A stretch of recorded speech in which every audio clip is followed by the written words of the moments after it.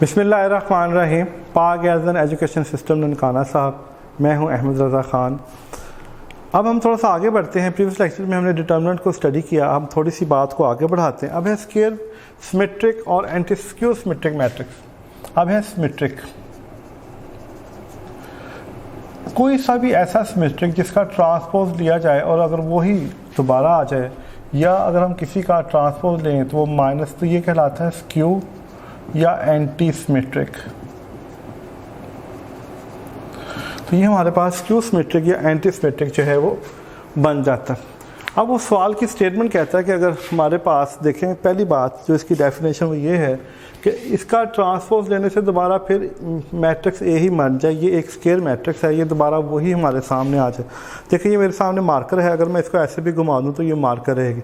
इसमें इसकी शक्ल नहीं बदलेगी, जगह बदलने से हम कहते हैं कि ये सिमेट्रिक है, यानी ये इसकी सिमेट्रिक की प्रॉपर्टी है। अब यहाँ पे मैट्रिक्स के अंदर हम बात करते हैं, वो कहता है कि अगर ए इसके बराबर है और बी इसके बराबर है, तो इस चीज़ को जहन में रखते हुए हम देखेंगे कि हमारे सामने जो है वो ये सिमेट्रिक है कि नहीं। तो देखो पहली बात है this is A plus B. पहले हमें इसका सम लेना है। ये हमारे पास ए है,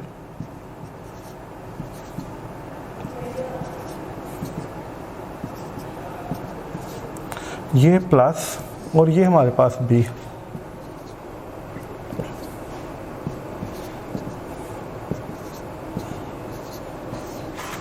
दोनों को जमा करते हैं जी।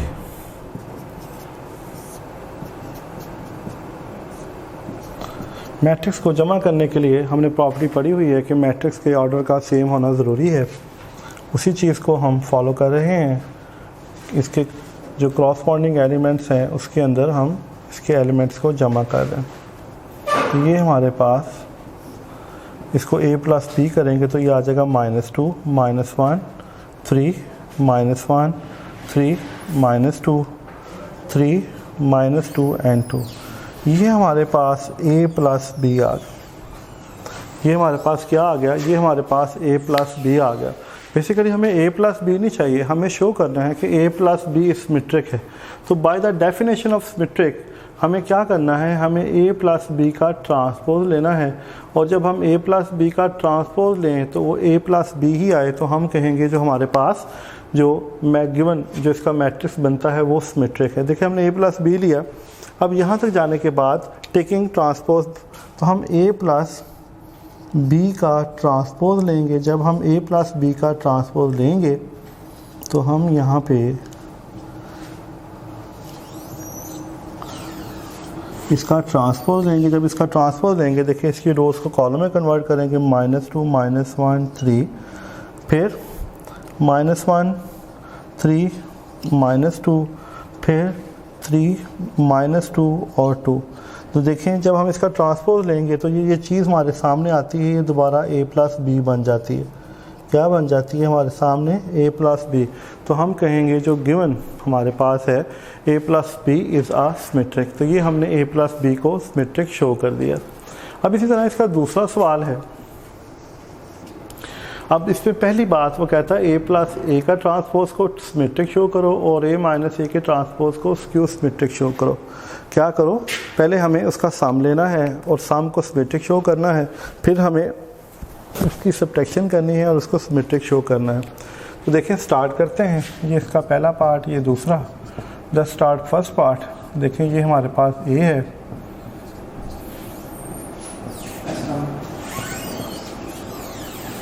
जब हम इसका ट्रांसपोज लेंगे,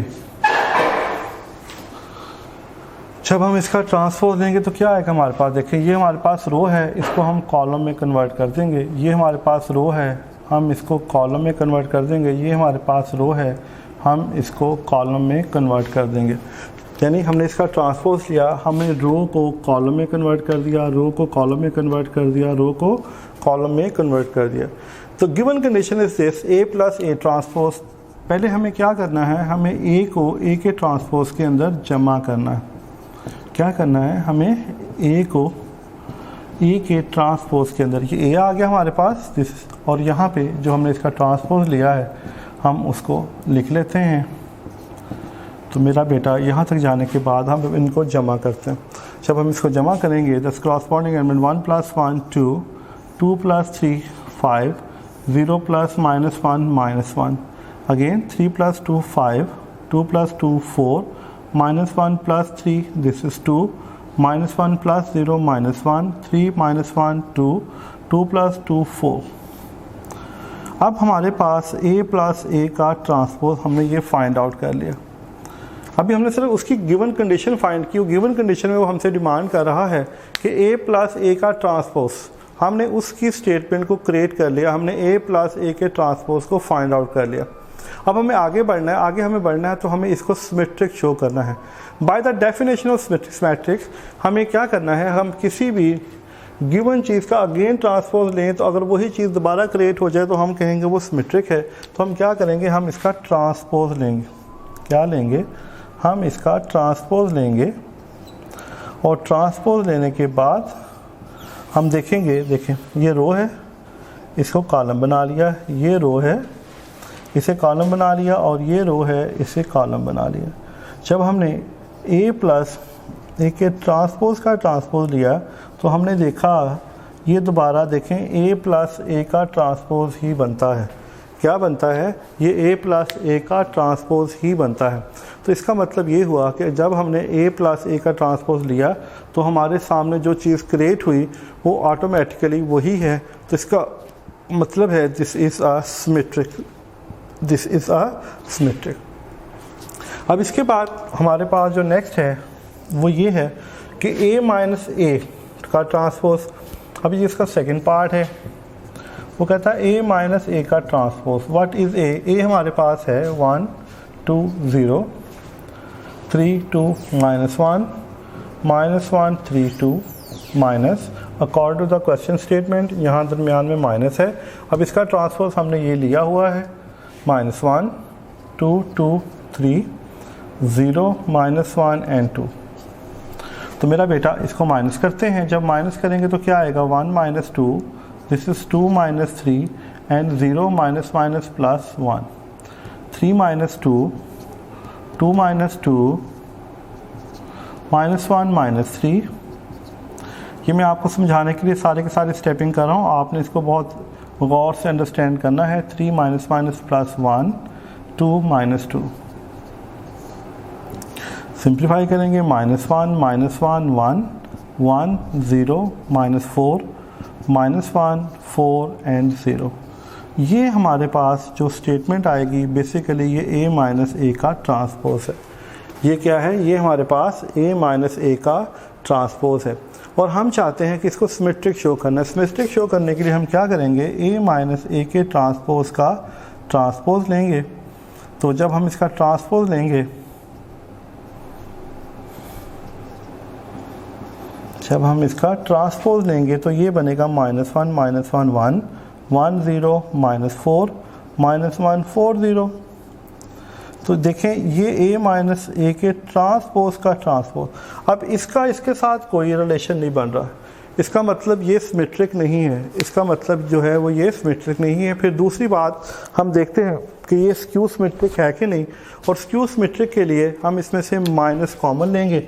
जब हम इसमें से माइनस कॉमन लेंगे देखें क्या आता है, 1 -1 1 1 0 -4 -1 4 0।